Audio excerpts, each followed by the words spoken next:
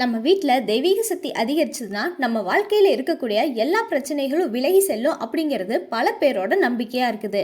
அப்படி நம்ம இருக்கிற வீட்டில் தெய்வீக சக்தி அதிகரிக்க நாம என்ன செய்யணும் அப்படிங்கிறத பத்தி இங்க தெரிஞ்சுக்கலாம். குடும்பத்தில் இருக்கிற எல்லாருமே ஒற்றுமையுடன் இணைந்து தெய்வீக வழிபாடு செய்யறது நல்ல பலனை கொடுக்கக்கூடிய ஒரு விஷயமாக இருக்குது.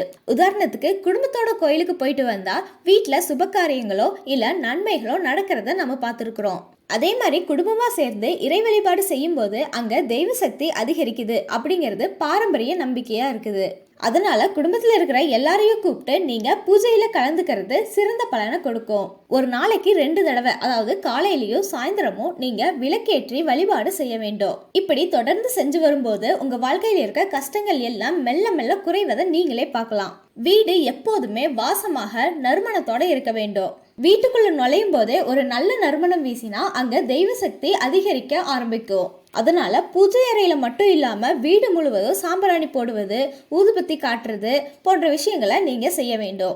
இதனால வீட்டுல இருக்கும் கெட்ட சக்திகளும் விலகும். வீடு நறுமணமாக தெய்வ சக்தி அதிகரித்து காணப்படும். வீட்டுல மந்திர ஒலிகளை எழுப்பணும். மந்திர ஒலிகள் கோயில்ல ஒலிக்கப்படுவதனாலதான் அங்க போனதையுமே நமக்கு ஒரு மன நிறைவு கிடைக்குது, புதிய நம்பிக்கை வளருது.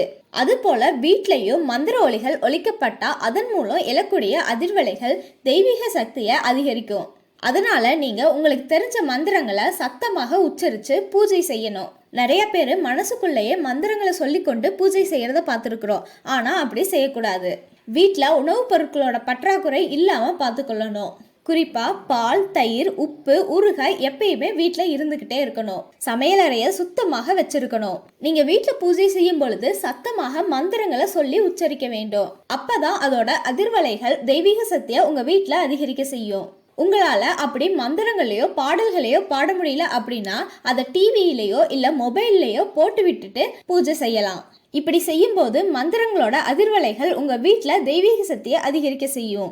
வீட்டுல எப்பொழுதோ பூஜை அறையில கண்ணாடி ஒண்ணு வச்சிருங்க. கண்ணாடிக்கு தெய்வீக சக்தியை அதிகரிக்கக்கூடிய ஆற்றல் இருக்குது. குறிப்பா குலதெய்வங்கள் கண்ணாடியில வந்து இறங்குவதாக சாஸ்திரங்கள் சொல்லுது.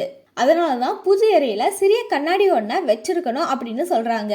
மங்கள பொருட்கள்ல ஒன்னாகி இருக்கிறதுனால சுமங்கலி பெண்கள் வீட்டுக்கு வரும்போது மஞ்சள், குங்குமத்தோட ஒரு சின்ன கண்ணாடி, வெற்றிலை, பாக்கு சேர்த்து கொடுத்து வழி அனுப்பலாம். இதனால கொடுக்கறவங்களுக்கும் அதை வாங்குறவங்களுக்கும் தெய்வீக சக்தி அதிகரிக்கும். எல்லாத்தையுமே நம்ம முறையாக செஞ்சு வந்தா வீட்டுல தெய்வீக சக்தி அதிகரிக்கிறத நம்மளால உணர முடியும். நன்றி. இது சதுரங்க மீடியா வழங்கிய சதுரங்க ஆன்மீகம்.